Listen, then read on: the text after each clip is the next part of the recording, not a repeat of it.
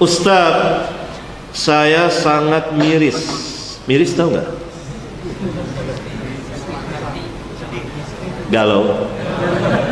Galau, risau, sedih dengan fenomena yang terjadi saat ini. Begitu banyak orang diustadkan atau dianggap sebagai ustadz, padahal bukan. Tidak pandai berbahasa Arab, dan sebagian tidak bisa sama sekali. Bagaimana hal ini bisa terjadi tanpa diketahui, dan bagaimana solusinya? Gimana?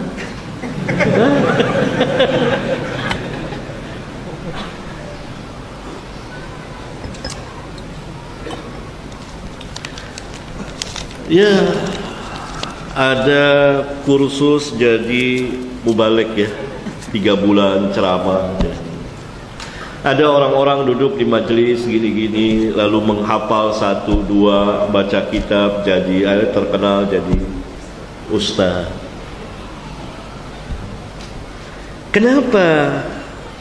Bagaimana hal ini bisa terjadi tanpa diketahui? Ya jelas, karena yang mereka bicarakan pertama ceramah.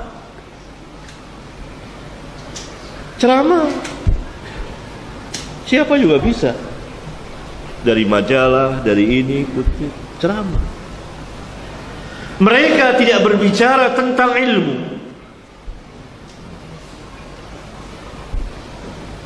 Sehingga tidak kelihatan ketidaktahuannya. Bahasanya tidak kelihatan, ilmu-ilmu yang lainnya tidak kelihatan, karena tidak masuk ke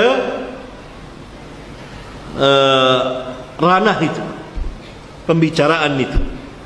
Itu pertama, ceramah. Yang kedua, ada sedikit peningkatan, mengajar. Tapi mengajar dengan sistem ceramah biasa. Ya, ada kitab, dan sudah ada tersedia instan. Paham antum instan? Mudah.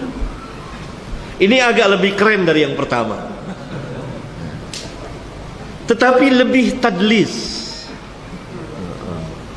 Penyamarannya, tadlisnya lebih sahih. Saya tidak berbicara tentang ilmu juga. Hanya ada kitab di hadapannya. Kadang-kadang atau golibnya terjemahan. Atau terjemahan itu sudah dihafalin dulu. Ayat-ayat itu sudah dihafalin dulu. Nah, begitulah. Barangkali ini yang ditanyakan. Dan karena itu tidak diketahui. Orang-orang awam yang melihat, wah ini ustaz sudah ustaz. Apalagi ibu-ibu, panggil bikin pengajian. Itu tidak diketahui. Bagaimana cara mengetahuinya? Suruh mengajarkan ilmu.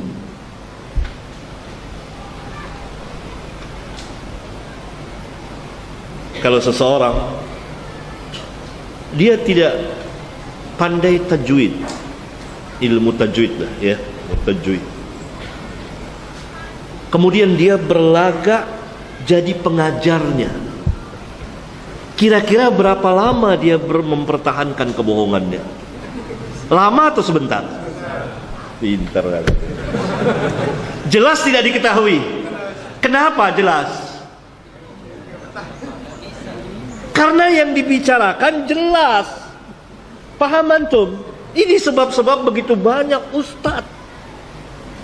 Para sahabat saja yang 100.000 lebih, itu orangnya yang fatwa yang ini hanya 130-an orang. 130-an. Dari 130-an itu yang sering berfatwa mungkin hanya 7, 6 kurang lebih gitu. Tidak sampai lengkap. Sahabat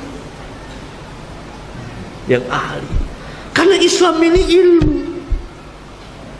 Coba orang-orang itu suruh ngajar, baru ketahuan itulah ilmu dalam Islam.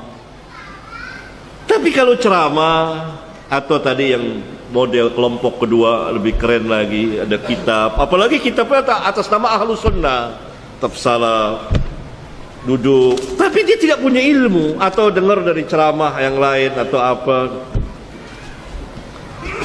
itu tidak akan diketahui. Orang awam akan anggap ini ustaz.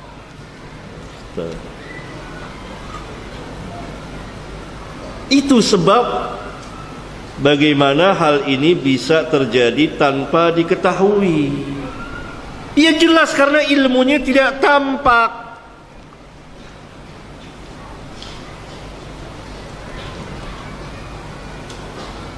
Tidak ada ilmu mengajar apa. Kalau antum model yang pertama atau kedua, antum disuruh ngajar usul fiqh, berapa lama antum bisa mempertahankan kebohongan antum? Orang yang ahlinya akan tahu. Antum suruh ngajar tajwid jelas. Mungkin Ustaz Kurnaidi bisa sejenak bisa tahu orang ini nggak pandai tajwid.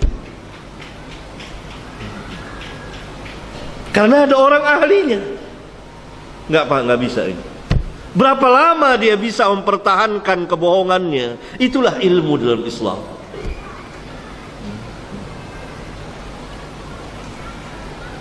Tapi kalau orang yang ahlinya, Ustaz Kurnaidi suruh ngajar tajwid atau apa yang berkaitan dengan itu, cakep. Tambah kelihatan, oh ilmu, itu ilmu. Itu ilmu. Tapi kalau mulai ceramah, khutbah, atau tadi yang kedua lebih keren lagi, pakai ya sekedar ada di depannya kitab, gitu. Apalagi sudah ada syakel, itu tidak tambah nggak kelihatan itu. Ini ustaz. Mulai lihat masuk di apa namanya nih? YouTube, ya kan? Masuk di YouTube.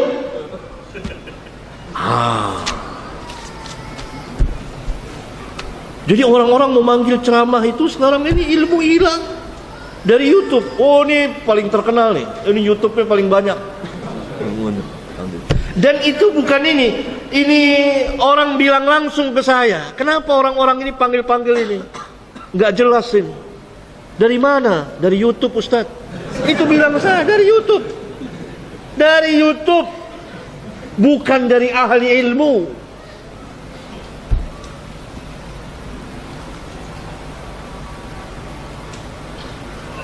Syekh Muhammad Rashid Ridha rahimahullah ta'ala pernah mengutus orang alim besar, mengutus Syekh Taqiyuddin Al-Hilali, orang alim besar juga, kepada Malik Abdul Aziz rahimahullah ta'ala, Raja Saudi. Syekh menulis bahwa yang datang kepada antum ini adalah sebaik-baik orang. Lihat, ditazkiyah oleh siapa? YouTube apa ahli ilmu? Ahli ilmu, bukan YouTube. Syekhnya bukan YouTube. Rashid Ridha mentazkiyah Taqiyuddin Al-Hilali agar diterima oleh Malik Abdul Aziz. Ini sebaik-baik orang yang datang kepada antum. Sekarang lihat YouTube, ceramah direkam. Itulah sebabnya tidak diketahui.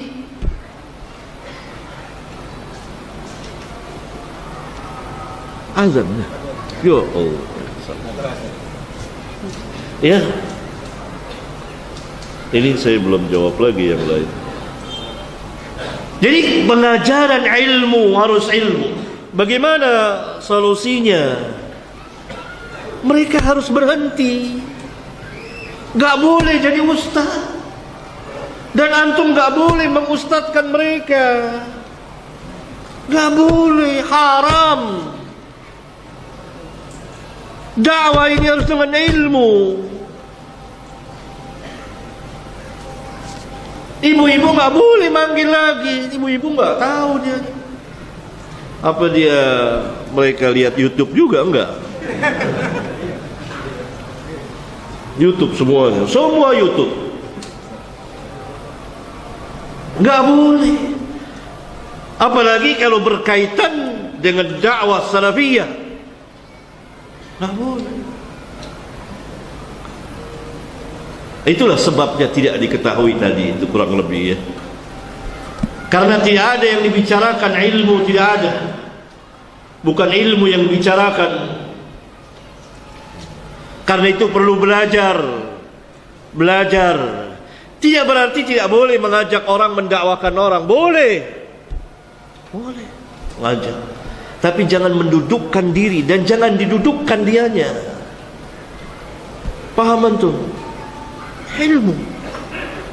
Dan ini cacat noda bagi manhaj ini kalau terus menerus seperti itu, kalau mengkaitkan dengan sunnah, berbahaya. Harus kita didik para pelajar yang memang mengerti, tahu tentang ilmu dan berilmu. Karena kebesaran Islam itu, di antara tegaknya Islam itu dengan ilmu. Dan karena itu Nabi SAW membedakan antara orang yang alim dengan khutbah. Beda. Tidak bisa saya lanjutkan karena azan. Barangkali pada pertemuan yang akan datang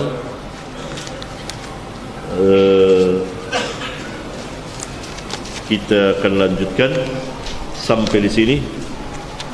Subhanakallahumma wa bihamdika asyhadu an la ilaha illa anta astaghfiruka wa atubu ilaik. Wassalamu alaikum warahmatullahi wabarakatuh.